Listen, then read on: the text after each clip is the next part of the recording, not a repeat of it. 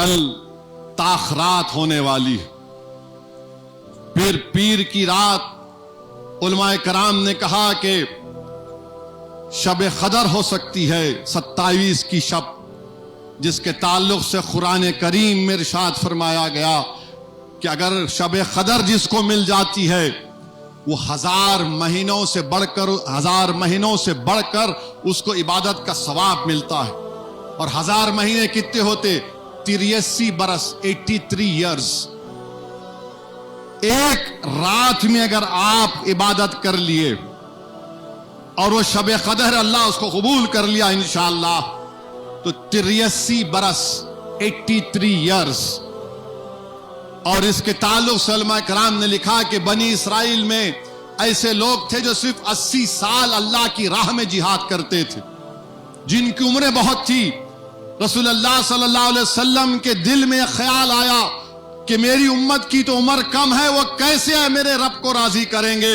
اللہ نے جبریل امی کو بھیجا اور کہا اِنَّا أَنزَلْنَاهُ فِي لَيْلَةِ الْقَدْرِ کا سورہ نازل کر دیا کہ جو اس میں عبادت کرتا ہے اور جس خوش قسمت کو شب قدر مل جاتی ہے، اللہ سبحانہ و تعالی فرشتوں کو نازل کرتا ہے. جبریل امی آتے ہیں اور جس جگہ پر لوگ بیٹھ کر اللہ کا ذکر کرتے ہیں وہاں پر آ کر دعا کرتے ہیں ان لوگوں کے لیے، مصافحہ کرتے ہیں، ملتے ہیں ان لوگوں سے.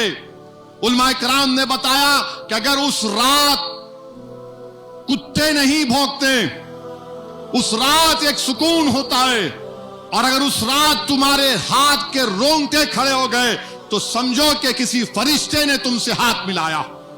اللہ ہم کو خوش نصیب بنا دے.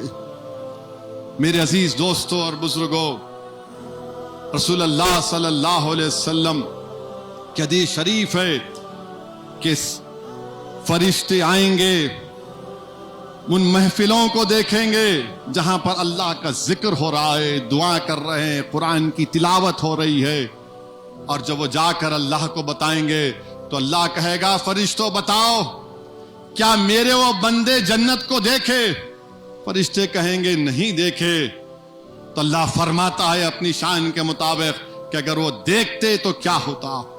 پھر اللہ فرمائے گا کہ بتاؤ کیا انہوں نے میری جہنم کو دیکھا؟ تو بولیں گے نہیں دیکھے. اللہ سبحانہ و تعالیٰ فرماتا ہے کہ تم گواہ رہنا، میں نے ان تمام کی بخشش اور مغفرت کر دی جو میری رضا کے لیے، جو اپنی مغفرت کے لیے اور اپنی بخشش کے لیے مجھ سے بھیک مانگ رہے تھے. میرے عزیز دوستوں اور بزرگوں، اللہ کو راضی کرو، رو کر آنسوؤں سے راضی کرو.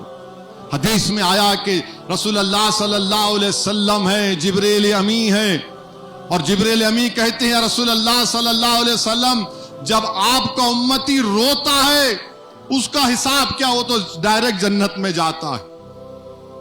ہمارا رونا، ہمارا عاجزی اور اللہ سے بھیک مانگنا، دعا کرنا، اپنے دامن کو اللہ کے سامنے بے بس ہو کر اظہار کرنا کہ یا اللہ تو وحدہ لا شریک ہے، پروردگار ہمیں معاف کر دے.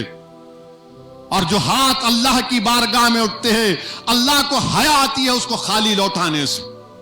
تو میرے عزیز دوستوں اور بزرگوں، ہم کو کثرت سے دعا کرنا ہے.